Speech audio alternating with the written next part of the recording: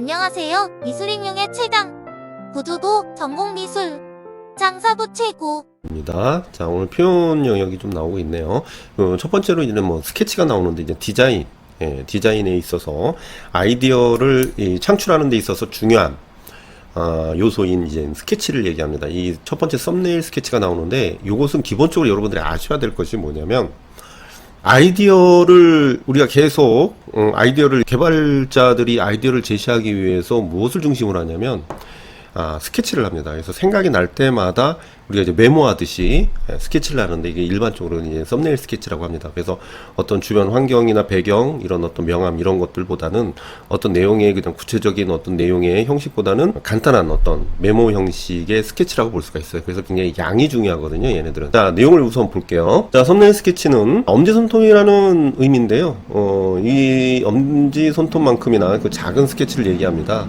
그래서 아이디어를 메모하듯이 떠오르는 대로 작게 간단하게 그려보는 것이고요. 이때 중요한 것은 자세히 묘사하려 노력하지 않고, 그러니까 자세히 노력하지 않는 거죠. 이거는 그냥 간략하게 아이디어의 내용의 차원에서 하는 거니까. 그래서 머릿속에 아이디어가 사라지기 전에 빨리 많은 양을 그리는 거다. 그래서 양의 승부를 합니다. 아무래도. 대상의 형태와 각도 등 조금씩 변하여 떠오르는 아이디어를 다양하게 그려볼 수가 있고요. 썸네일 스케치의 아이디어에 대한 설명을 돕는 간략한 메모도 함께 할 수가 있다. 그래서 썸네일을 알고 있어야 됩니다. 근데 이걸로 끝나는 게 아니에요. 이걸 하고 나면은 그 다음에 무엇을 하느냐, 이제 러프 스케치라는 것을 하게 되죠. 그래서 뭐 학생 작품을 중심으로 냈는데, 자, 수많은 썸네일 스케치 중에 그 적절한 것을 여러 선택을 합니다. 선택을 하고 이렇게 선택된 것을 조금 더 크고 그 다음에 구체적으로 표현하는 단계를 러프 스케치라고 얘기를 합니다. 그래서 러프 스케치는 계략적인, 거친 뭐 이런 의미인데 아직은 스케치의 높은 완성도가 필요한 단계는 아니고요. 다만 구도 체크하시고 그 다음에 간단한 명암, 그 다음에 재질 같은 것이 표현되는 부분이 될 수가 있어요. 그래서 썸네일 스케치가 구체적으로 어떻게 구현될 건지 예상하는 역할을 하게 되는 것이죠. 그 다음에 이걸로 끝나면 이게 이제 이것도 마무리 단계는 아니죠. 그래서 이런 식으로 요거보다 좀 더 디테일하게 표현을 하긴 하는데, 이것도 이제 학생 작품을 가지고 얘기를 하는데 렌더링이 있어요. 러프 스케치를 통해서 구체화된 아이디어 중에 가장 적절한 것을 선택을 또 하고 그다음에 완성 작품에 가깝도록 스케치를 하는 것인데, 렌더링은 완성작에 최대한 가깝게 묘사하는 것으로 본 작품의 제작 과정 중에 계속 참고하면서 작업의 방향을 잃지 않고, 그러니까 역할이 되겠죠. 이 작업의 방향을 잃지 않도록 설계 도면 같은 역할을 하는 것이죠. 그래서 역할에 대한 요소를 알고 있어야 됩니다. 그래서 이렇게 정리해 놓으시면 될 것 같고, 우리가 뭐 기본 이론 시간에 하긴 했습니다. 그리고 또 모델링이라는 게 있어요. 별개로 실제 작품을 제작하기 전에 렌더링이 완벽하게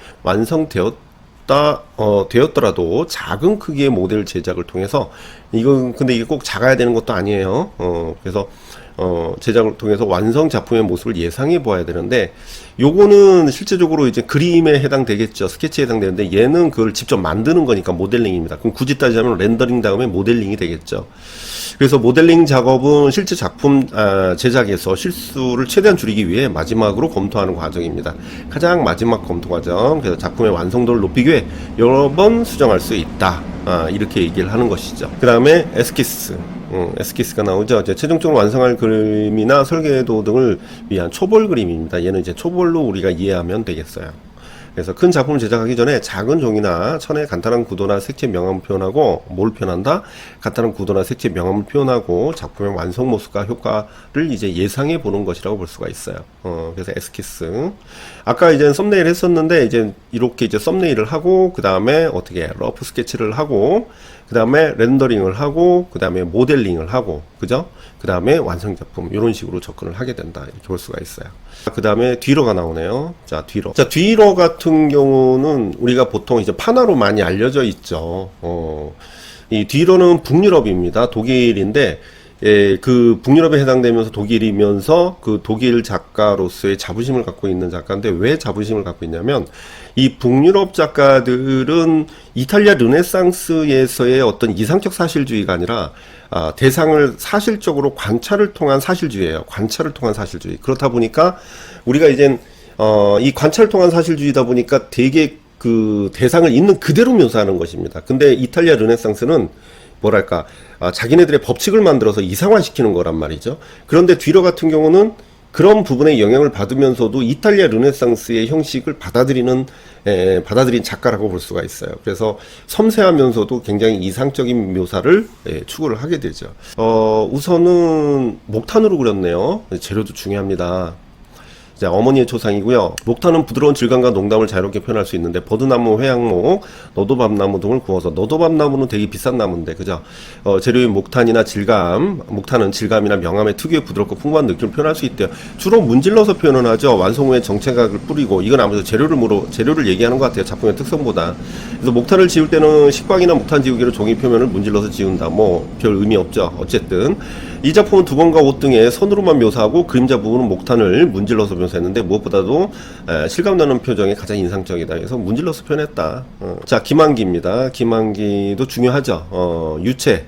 자, 유체는 린시드유를 매제로 사용을 해가지고 녹인 물감입니다. 그래서 유체는 다른 평면 표현 재료에 비해서 중요하죠. 색조, 농담, 질감, 광택 등의 투명도의 표현이 매우 자유롭고, 그러니까 사실은 자유롭다는 게 상당히 중요해요. 왜냐하면 우리가 템페라라든가 프레스코 같은 경우는 자유롭지가 못해요. 어떤 부분에서 시간에 대해서 자유롭지가 못하다. 시간에 대해서 자유롭지 못해요. 그래서 그런 부분에 대해서 되게 자유롭고요. 시간에 대해서 그 다음에 구사가 가능한 재료이기 때문에 15세기 무렵에 발명된 이래로 보편적으로 사용됐고요. 그 다음에 건조가 오래 걸려요. 물론 빨리 마르기도 할 수는 있지만 기본적으로 오래 걸리고요. 기름의 비율이나 양에 따라 그림의 표면이 변질될 수 있다는 단점이 있으나, 그러니까 흔히 박락이라든가 어떤 이게 유화로 그렸을 때 테라핀을 많이 쓰거나 그랬을 때는 이제 박락이 일어나고, 그 다음에 뭐 균열이 일어나거나 이런 재해 현상이 일어날 수가 있거든요.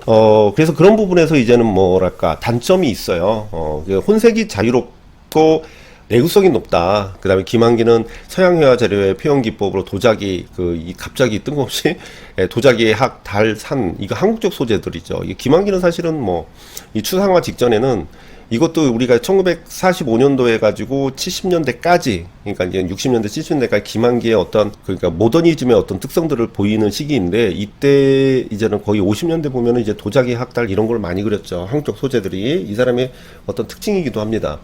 그래서 특유의 화강 같은 질감 효과와 추상적인 화면구를 접목해 독창 화병인데, 김한기 작품에서는 사실은 화강 같은 질감 효과에 대해서는 별로 그다지 많이 이야기하지는 않습니다. 이런 작품에서는 약간 그런 부분이 보입니다. 사실은 이 작품 자체에서는 좀 그런 부분이 좀 보여요. 사실은 그렇게 확대하면 그림이 조금 약하긴 해도 그래도 약간 보이는 것 같아, 그죠? 그런데 이제는 그런 부분에 있어서 이제 박수근이죠. 사실은 화강 질감, 그죠? 자, 헤버스가 나오네요. 헤버스도 상당히 중요한 작가입니다. 자, 헤버스 영국이고요. 아무래도 이제 무한테 영향을 받았어요. 그래서 이 재료 보시면은 오크나무 받침에 느릅나무로 만든 것이죠. 그래서 줄도 넣었어요. 여기 보면은 우리가 이제 이런 부분에는 이제 줄도 표현됐어요. 이런데, 그죠? 그리고 이제 이런데 구멍으로 투조로 표현을 했고요. 나무는 그 종류와 경도, 표면의 결에 따라 다양한 효과를 볼 수 있는 조각재료로서 불에 그슬리거나 채색을 하여 색감을 나타낼 수도 있습니다. 표면 질감에 대한 어떤 다양한 표현 방법이라고 볼 수가 있겠죠. 그래서 조각칼 등의 공구를 사용해서 조각을 합니다. 헤버스는 조각이 비어있는 공간이나 구멍을 만들어서, 비어있는 공간이나 구멍인데 그 말이 그 말이죠. 사실 그 말이나 그 말인데 이걸 우리가 흔히 전문용어로 허공간이라고 합니다. 근데 이 허공간이 왜 중요한지는 짚고 넘어가야 돼요. 우리가 보통 이렇게 조각상이 있고 이제 다이가 있죠. 이제 좌대라고 하죠. 좌대가 있는데 요 조각상은 항상 점유 공간이라고 합니다. 이거를 이제 점유 공간. 그리고 주변을 에워싸고 있는 그런 어떤 호공간이라고 볼 수가 있죠. 근데 이제 점유 공간이 등장을 하게 되면은 작품은 이 점유 공간만을 작품으로 제시를 해요. 그러니까 우리가 양감 위주의 조각이다 보니까 이 점유 공간이 상당히 중요하게 작용을 합니다. 양감 위주니까. 그러다 보니까 우리가 이제는 그 부분에 이제 투조, 그러니까 뚫린 것에 대해서 의미를 부여하는 거야. 다시 말하면 지금 요 부분 있잖아요. 여기 이제 뚫려 있다라는 것도, 요것도 이제 작품으로 간주합니다. 그래서 그냥 우리가 흔히 이제 허공간이라고 하죠. 이 허공간을 작품 공간으로 제시를 하고 있다, 이렇게 얘기를 하고 있습니다. 그래서 그렇게 보시면 되고요. 오늘따라 전철이 많이 지나다니네. 그래서 공간 구멍을 만들어 물질과 주변 공간 간의 관계에 대해서 질문을 하고 입체 표현의 새로운 개념을 제시했는데, 여기서 보면 입체 표현의 새로운 개념이 바로 아까 얘기했던 허공간, 그러니까 점유 공간과 주변 공간의 경계를 무너뜨린 겁니다. 그래서 안에 뚫어가지고 그 공간도 역시 작품화 시켜버린 거야. 그래서 기존에 있던 점유 공간의 작품을 표현 재료의 입체 표현의 새로운 개념으로 제시를 했다라는 겁니다. 나무나 돌 등의 재료로 자연의 영감을 얻은 유기적 형태입니다. 유기적 형태는 우리가 보통 그저 이게 유기적 형태잖아요. 직각은 아니잖아. 각이 진 건 아니잖아. 근데 이게 보통 유기적인 형태 같은 경우는 우리가 이제 뭘로 봐야 되냐, 뭐랑 연결해야 되냐면, 이론적으로는 생기론이에요. 이론적으로는 생기론인데, 이게 원시성에서 영향을 받은 겁니다. 원시성에서 영향을 받았고요. 대체적으로 생기론에서 이제 유기적 형태는 결국은 생명성을 상징해요. 이게 생명성을 상징합니다. 생명성. 자, 이렇게 요거 생각하시고 보시면 될 것 같아요. 자, 그 다음에 제작했고 후기에 브론즈 조각을 제작하기도 했습니다. 좋아요. 서산마의 삼절분을상인데 우선은 작품을 보면 여기하고 차이가 굉장히 크죠. 그래서 얼굴 부분하고 이 몸 차이는, 여기 얼굴 부분은 되게 고부주로 돼 있고 얘는 저부주로 돼 있고요. 전체적으로는 도들새김으로 해놨다라는 것이 기본 베이스고, 그 다음에 이 옷줄은 보세요. 굉장히 U자형으로 부드럽게 제시가 돼 있죠. 그러니까 원래 6세기 불상 같은 경우는 북이 양식을 영향을 받은 것들은 굉장히 옥주름이 깊습니다. 근데 얘네들은 굉장히 부드럽게 유연한 형식으로 제시가 있어요. 그래서 요 불상 같은 경우는 사실은 이 삼전불 같은 경우는 우리가 6세기에 많이 유행을 합니다.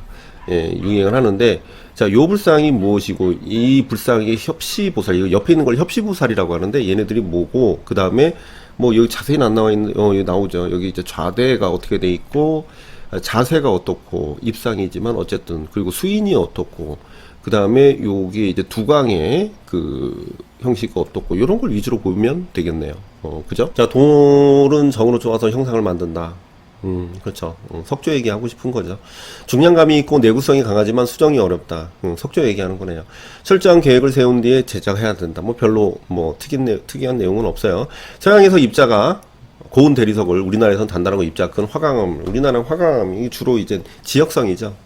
지역성을 얘기하는 거고, 예로부터 우리나라에서 단단하고 입자가 큰 화강암이 주된 재료였다. 조각의 재료였다. 화강암은 망치와 정을 사용하죠. 당연한 거죠. 백제 불교 미술의 특징을 보여주는 이 불상은 자연적으로 발생한 절벽이나 바위, 산의 표면에 조각을 해서 부조 형태의 마애불이다. 우선은 마애불이다. 이게 중요하죠. 중앙에 열의 입상이 있고요. 이 열의 입상인 건 석가열애라는 뜻이죠. 좌측에 방가사유상, 우측에 보살상 돼 있네요. 열의 입상은 이른바 백제미술이라고 불리는 인자한 표정이 있는데, 그것이 이제 백제의 특성이에요. 화강암으로 이루어진 조각을 제작하기 까다로우나 매우 단단하고 6세기 말에서 7세기 초 사이에 만들어진 건데, 거의 6세기 말이, 그러니까 6세기 말이라서 사실은 우리가 6세기까지는 고구려 양식의 어떤 형식들이 굉장히 대부분이기 때문에 6세기까지는 북이 양식, 그 다음에 동이 양식, 이렇게 영향받다고 보고, 7세기부터는 수나라 양식입니다. 그러니까 수나라 양식을 받으면서 옷주름이 깊어지는 것이 얕아져요. 그래서 그런 부분이 좀 받아들여진 거라고 볼 수가 있어요. 굉장히 디테일하게 표현됐네요, 이건. 헨슨에서는 뭘 알아야 될까요? 벤치에 앉아있는 노부부. 근데 뭐 극사실주의예요. 자, 재료 우선 봅시다. 폴리에스테르는 정교하고 질감이 살아있는 형태의 외형을 다량으로 떠낼 수 있는 재료다. 역시 재료 얘기하고 있네요. 강도가 높고 가벼우고 착색이 잘 된다. 뭐 그래요. 헨슨은 극사실주의, 우리가 이제 극사실주의는 알겠고 워낙에 똑같이 표현했으니까 실제 인물과 매우 흡사하고 정교하고 사실적으로 표현했다. 그래요. 폴리에스테르와 임모, 실제 그 외의 임모라든가 실제 사물의 재료를 사용했다는 게 옷을 입혔어요. 제작한 조각을 전시장 곳곳에 세워두듯이 전시하는데, 이를 보고 많은 관람자 실제 인물인 줄 착각할 정도다. 그렇겠죠. 근데 이걸 어떻게 만들었을까요? 라이프 캐스팅, 그러니까 인체를 그대로 떴습니다. 인체를 그대로 떠가지고 디테일하게 표현하니까 원래 실제로 만든 거보다 라이프 캐스팅을 하게 되면 실제 조각보다 더 그러니까 인체보다 더 밋밋해지는 거는 그 이유는 모르겠는데 좀 밋밋해져요. 그런데 그게 이제는 아무래도 실제 이제 색감이나 이런 것 때문에 그럴 수 있겠죠. 근데 지금 이렇게 하니까 진짜 똑같죠. 네. 자, 권진규. 이 고양이가 이 자세 참 많이 하죠. 그 고양이 맞죠. 뭐 표본 이런 건 아닌 것 같고. 자, 작가는 주로 테라코타 그렇죠. 테라코타입니다. 특히 고양이를 비롯한 개, 말 등 동물, 인물, 소재에 지속적으로 접근했고요. 테라코타는 역시 재료를 얘기하고 있네요. 포커스가 재료예요. 테라코타는 점토를 빚어 만든 소조 작품을 초벌구이한 것을 말해요. 건조하고 갈라지기 쉽고 단점이 되겠죠. 그 다음에 내구성이 낮아요. 단점이 되겠죠. 예, 두 가지 우선 건졌고, 따라서 보존이 용이하고 차르기에 비해 단단하다. 이게 차르기에 비해서 보존이 용이하다는 얘기지. 그죠? 이탈리아로 구운 흙이라는 뜻입니다. 테라코타는 구우면 단단하고 치밀해서 점토의 성질을 이용해서 만든 조각을 이끌고, 크기가 큰 작품을 만들 때에는 점토를 전체를 만든 후 점토가 반쯤 말랐을 때 여러 부분으로 조각내어 속을 파내고 균일한 두께를 만든 후 짜맞추어야 굽는 동안에 균열이 가지 않는데, 큰 작품 만들기가 어려워요. 근데 불가능한 건 아니고. 자, 노박, 샐러드. 최근에 컴퓨터 이미지 프로그램을 이용해서 과거에 표현하기 어려웠던 다양한 효과를 낼 수가 있는데, 여러 야채들을 조합했어요. 그래서 영화 에일리언의 외계 생물을 재현했네요.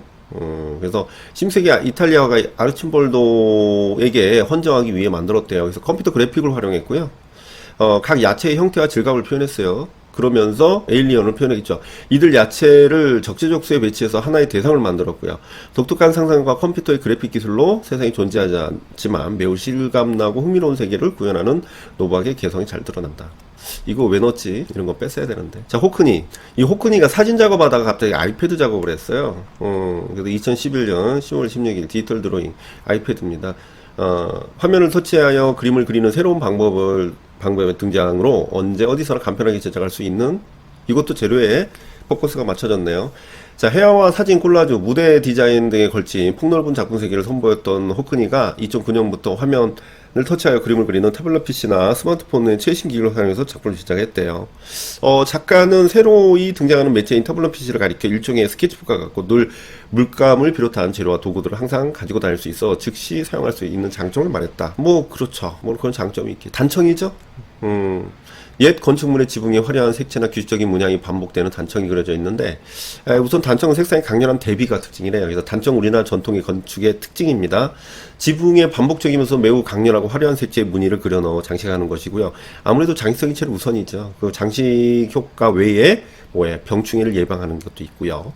그 다음에 오행사상에 따른 오방색을 사용해가지고 위풍과 장엄은 물론 주술적인 색채 관념을 표현한 것도 기능이라고 볼 수가 있어요. 단청의 색 대비는 색상 대비도 있습니다. 색상 대비 들어가고 한남 대비도 들어가고요. 보색 대비로 같이 들어가네요. 그래서 단청의 색 대비는 색상 대비, 한남 대비, 보색 대비가 들어간다. 자, 그 다음에 이 작품은 이게 저기네요. 황금 비율로 해서 표현을 했나 본데요. 이런 식으로 안정감이 있네요, 확실히.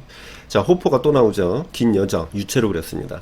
자, 앵무족의 형태에서 발견될 수 있는 황금 분화를 적용해가지고 나눈 화면에서 대상을 그려넣어 고유하고 적막한 풍경 속의 균형과 조화를 나타내는데, 호퍼가 원래 좀 뭐랄까, 정적이면서도 삭막하고 외로운 어떤 풍경을 많이 그리죠. 미국의 사실주의 화가인 작가는 활동 당시 유행했던 추상표현주의 흐름에 벗어나 독자적인 작품 세계를 확립했는데, 황망함과 공허함, 고요함 같은 정서, 그리고 개인이 느끼게 되는 고독감과 고립감을 있는 그대로 상황 묘사를 통해서 많은 사람들의 공감을 불러일으켰어요. 이 작품은 매우 안정적이면서도 고요한 풍경을 묘사했는데, 화면을 황금 분화를 비례로 구획한 후에 요트와 등대의 대상을 배치해서 시각적으로 안정적이면서도 균형을 이룬 상태로 표현했대요.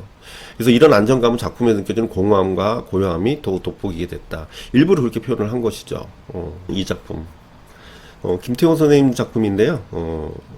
이 작품이 이게 뜬 지 얼마 안 됐어요.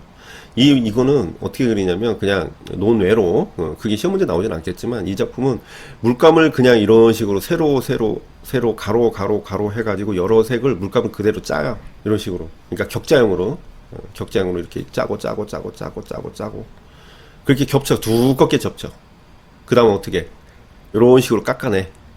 깎아내면 속의 색도 보이고 막 이렇게 다양하게 보이겠죠. 보면 이 속의 색이 다른 거야. 겉의 색은 최종적으로는 초록색인 것 같아요. 그 속에 파란색도 있고 빨간색도 있죠. 겹쳐 해가지고 깎아낸 거야. 이런 식으로, 기하학적으로.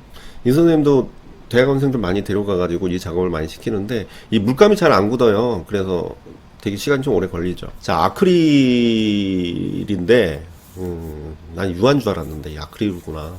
두꺼운 물감층을 수직수평으로 선을 그어서 긁어서 표현의 질감을 표현했는데, 화면 위에 수겹의 그 여러 색깔의 물감을 쌓아 하나의 두꺼운 층을 형성하고, 물감이 적당히 굳으면 표면을 깎아내어 특유의 질감과 함께 물감층 안쪽에 숨겨져 있던 색을 드러내는 작품.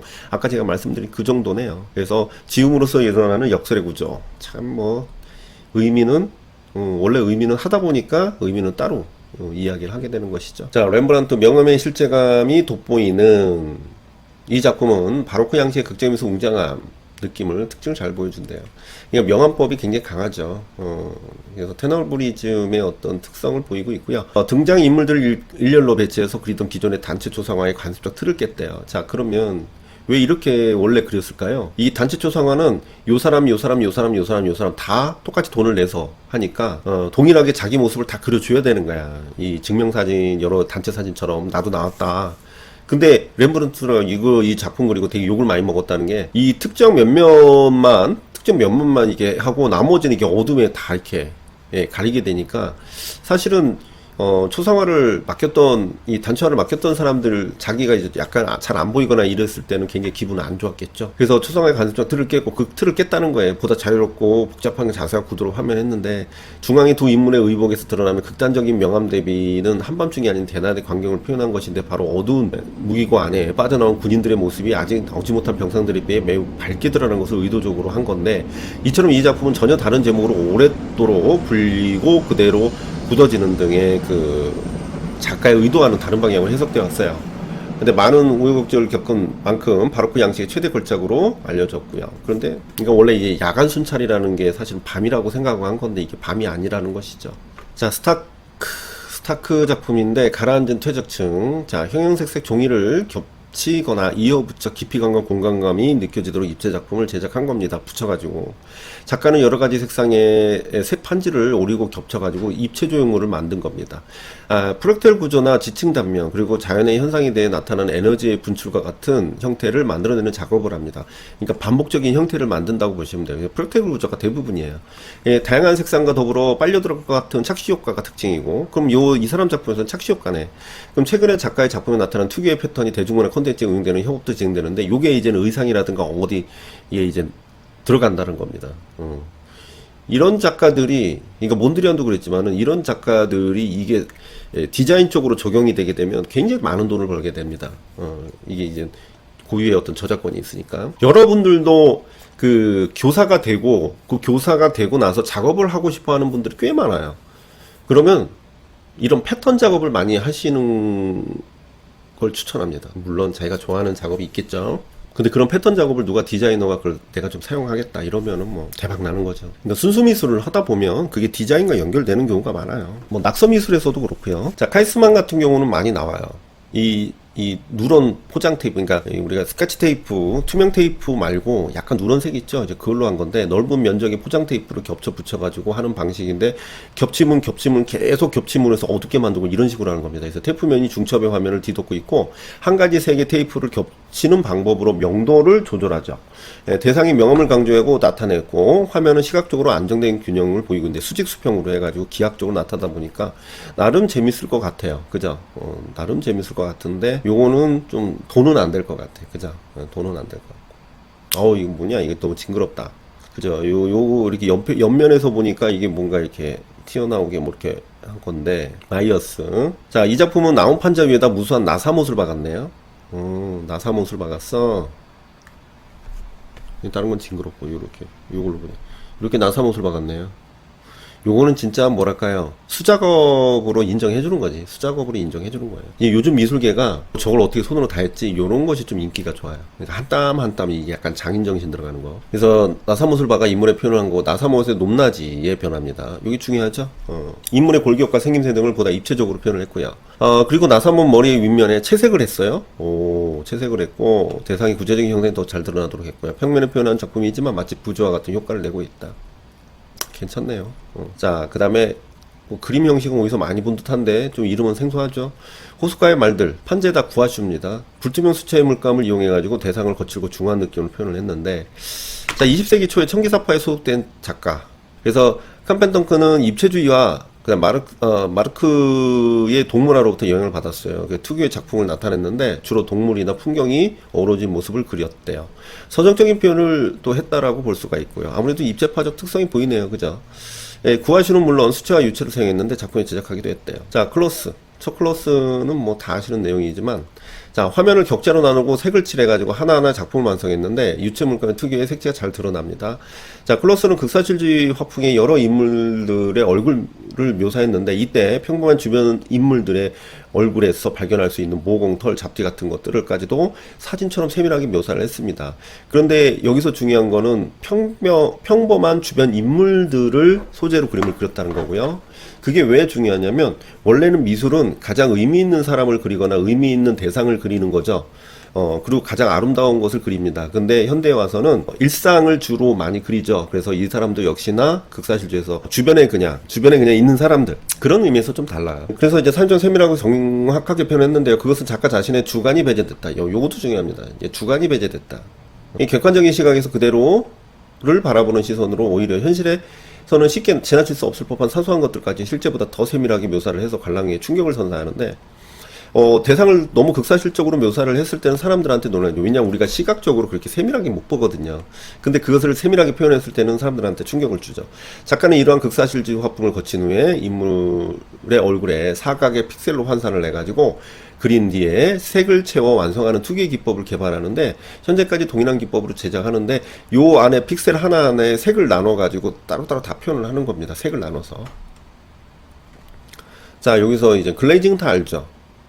유체물감 매우 얇게 칠해가지고 밑그림색이 비쳐 보이도록 했는데, 굉장히 얇게 몇 번 계속 칠하니까 우리가 이제 단색으로 낼 수 없는 그런 색을 낼 수 있는 건데, 여기서 보면은 색이 혼합되어서 풍부한 톤을 표현할 수 있고 윤기와 깊이, 색의 섬세한 변화를 나타낼 수 있는 거.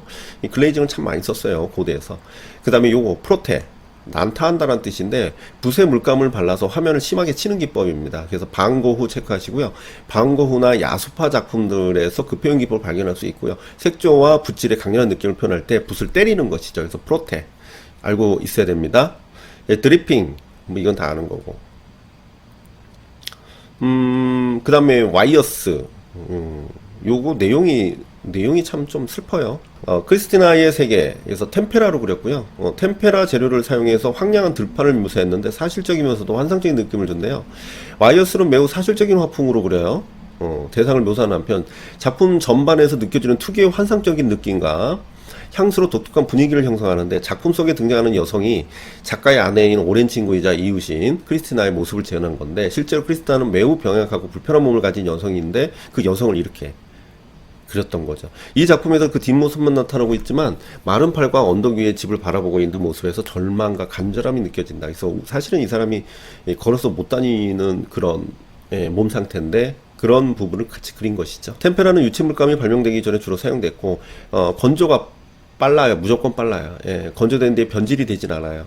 그 다음에 온도와 습도에 영향을 받지 않아요. 이거는 뭐랑 비교했을 때 얘기냐면, 프레스코랑 비교했을 때, 프레스코는 온도와 습도에 영향을 받죠. 습도에 특히 영향을 받는데, 이 습도에 영향을 받다 보니까 지역성이 있어요. 그래서 해안가에서 못 그려. 해안가에서는 그리기가 힘들다는 거죠. 습도가 높아가지고. 제가 습도에 민감해요.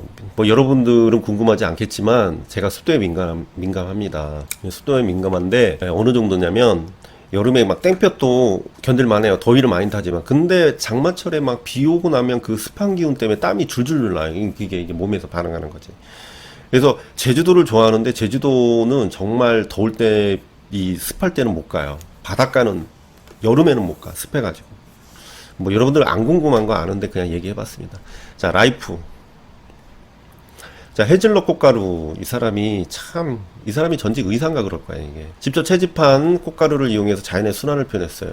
거의 뭐, 그 자연적 재료를 사용한 거죠. 그래서 꽃가루를 채집해서 그것을 다시 전시하는 과정인 반복하는 작가의 라이프는 자연물 그 자체 혹은 자연에 나타나는 자연의 순환, 인간과 자연의 사이의 조화와 공존, 상호 연결 등을 표현하고자 하는데, 이걸 채집해서 전시장에 이렇게 해서 깔아요. 이 수행 과정이라 본단 말이에요, 이 사람은. 작가는 자연물의 순환성에 주목을 하고 서구 과학 문명의 한계를 자각하고 예술을 통해 유기체의 세계관. 이 사람이 아마 의사였을 거예요. 그래가지고 이제 그런 부분에 있어서 자연에 대한 어떤 인간과의 공존을 굉장히 강조하는 작가입니다. 그리고 요거는 수행 과정이에요. 동양에 있어서의 수행 과정, 이 작품 과정을 다 보여주고 있죠. 아이고, 오늘도 30분을 넘기네요. 제가 이 편집할 때 저 쓸데없는 부분을 좀 자를게요. 이게, 자, 에민, 이 YBA 작가죠, 이 사람도.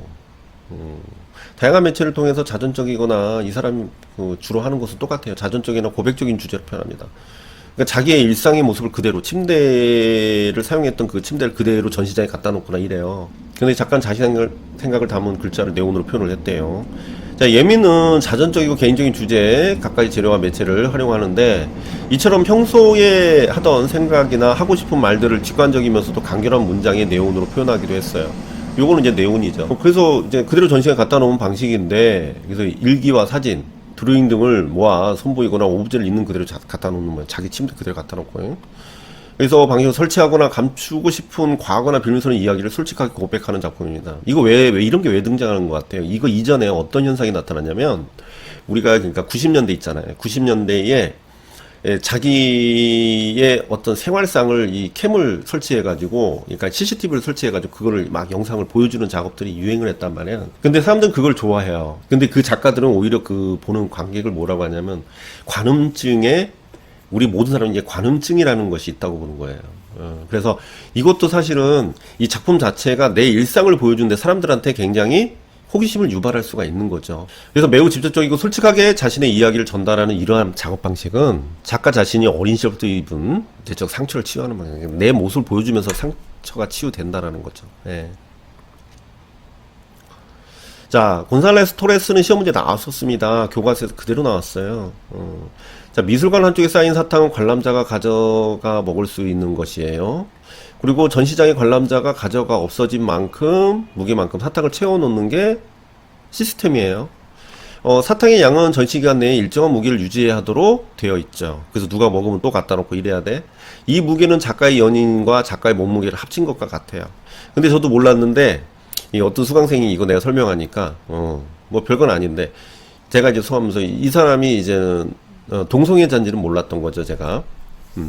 근데, 얼마나 그 여자를 사랑했으면 이랬을까요? 라고 그냥 지나가듯이 얘기를 했는데, 동성애자다, 그 남자다 해가지고, 뭐 중요한 건 아니지만 어쨌든 찾아보니까 그렇더라고요. 그래서, 그런 건 안 나오니까, 그냥 참고로. 그래서 작가 토레스는 자신의 연인이 사망하기 직전 과거에 건강했던 시절에 자신과 연인과의 자신 몸무게를 합친 것만큼 사탕을 전시장에 가져놨고요. 그리고 관람자가 달콤한 사탕을 먹으면서 작가와 연인의 사랑의 달콤함을 간접적으로나마 느껴보도록 참여를 유도하는 거죠. 그래서 참여를 유도하는 겁니다. 또한 사탕이 없어졌다 다시 채워지는 과정이 반복되면서 연인의 죽음과 그 다음에 영원히 지속되는 사랑의 공존을 역설한다. 공간 속에 설치된 관람자의 참여와 경험이 공유되는 유도를 하는 것이죠. 그래서 다양한 형태로 지속되는 독특한 성격을 가진 이 작품은 나름대로 개념이 확장됐다고 보는 것이죠. 자, 그 다음에 고부조, 뭐 저부조 나와 있고요. 그 다음에 심조 나와 있고, 심조는 대부분 이집트입니다. 심조를 왜 했을까요? 심조는 바탕보다 더 깊게 하는 거죠. 그러니까 심조는 반대로 튀어나온 게 아니라 들어간 거야. 왜? 오랫동안 보존하기 위한 거예요. 오랫동안 보존하기 위해서. 얘네들 목적은 오랫동안 보존하는 거예요. 예, 투조. 부조는 그 높이와 양감의 표현에 따라 각기 다른 표현 효과를 얻을 수가 있대요. 부조는 예로부터 각종 건축물의 벽면을 장식하는 데 많이 쓰였고요. 종교와 관련된 내용으로 조각된 경우가 많고요. 대표적인 고부조 작품으로는 서르트르 성당에 부조를 둘 수가 있는데 이는 거의 환주와 유사할 정도로 양감이 입체적이래요. 이에 반해 거의 평면에 가까울 정도로 얕은 표면의 저부조는 메소포타미아 지역의 유적에 쉽게 찾아볼 수가 있는데, 메소포타미아 지역의 구운 벽돌에 높낮이의 변화를 주어서 매우 얕지만 입체감을 느낄 수 있는 저부조의 조각을 제작하고요. 심조는 주로 이집트죠. 투조의 대표적인 작품은 6세기 후반 고려 진파리치로군에 출토된 금동판, 뭐 이렇게 볼 수가 있고. 자, 카로가 있네요. 자, 카로는 이 사람의 카로 이 작품은 요거 내가 아직 문제 안 냈나. 문제를 내가 단원별에서 냈나. 어쨌든 카로는 참 작가가 중요한데, 그러니까 스미스하고 이 카로는 한번 나오긴 진짜 나올 수 있는 작가인데 안 건드네요. 우선 요거 작품 봤을 때 이렇게만 봅시다, 우리가. 그러니까 우선 기본적으로 미니멀과 연관성은 있습니다. 미니멀과 연관성이 있고요. 우선 좌대가 없죠. 좌대가 없어요. 그 좌대가 없다라는 것은 뭐예요? 좌대가 없다는 것은 확장적 개념이야. 그러니까 계속 확장될 수 있는 개념이죠. 그리고 또 이 재료 보세요. 요게 이제는 공업용 재료입니다. 그래서 이 공업용 재료 자체를 사용했다는 것 자체가 기존에 그 어떤 내가 어떤 작품을 내가 철을 휘어가지고 만들고 그 재료에 기존에 없던 재료를 가지고, 아니, 그러니까 재료를 가지고 내가 가공해서 만드는 개념이 아니라는 겁니다. 그래서 미니멀에서 추구하는 그런 부분들, 비개성적인 측면이 들어가고요. 그 다음에 그거를 구축적으로 쌓아 올렸어요. 그리고 봐봐. 색이 들어가죠? 작품에 색이 들어갑니다. 조각에 색이 들어가요. 자, 그럼 요걸 바탕으로 해가지고 한번 봅시다. 카론은, 용접, 강철을 이어붙이고 철제 딱딱한 차가운 성질 변화주기 위해서 채색을 했어요.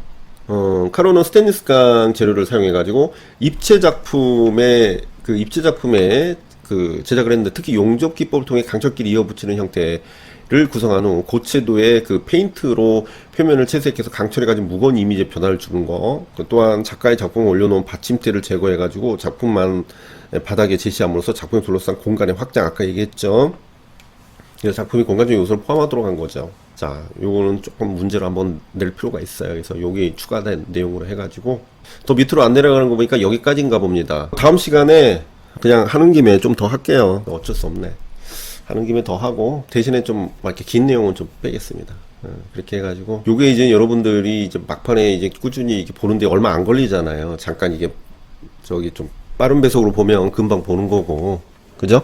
그래서 중요한 거, 요거는 내가 좀 필요로 한다 하면 캡처해가지고, 쓰고, 다 이렇게 하나둘씩 다 정리하는 것보다는 그렇게 사용하시면 되겠죠. 그래서 오전 시간 확보해가지고, 맥시멈이 제가 항상 얘기하는데 9시입니다. 그래서 8시부터 하면 더 좋고 해가지고, 점심 먹기 전까지 시간 확보하고, 그 다음에 오후 시간 확보하고, 또 저녁 먹고 그 이후에 시간 확보하는 거 꼭 잊지 마시고, 그 걷기 30분 이상 꼭 하는 거. 그럼 과학적으로 밝혀진 거예요. 공부하는 사람들은 좀 걸어야 돼요. 그 뇌에 그 산소 공급이 굉장히 많이 되는 그 운동 중에 걷는 거라고 하잖아요. 제일 무리도 없고, 폐활량도 좋아지고, 그 다음에 심리적으로 약간 리셋되는 그런 효과를 얻을 수가 있다. 제가 항상 얘기하지만 그걸 꼭 하셔야 돼요. 아무리 힘들었고 아무리 내가 이 시간에 공부를 해야 한다고 하더라도 30분은 걸어야 돼요. 저도 그래서 꼭 지금 요거 끝나고 지금 끝났으니까 운동하러 갈 겁니다.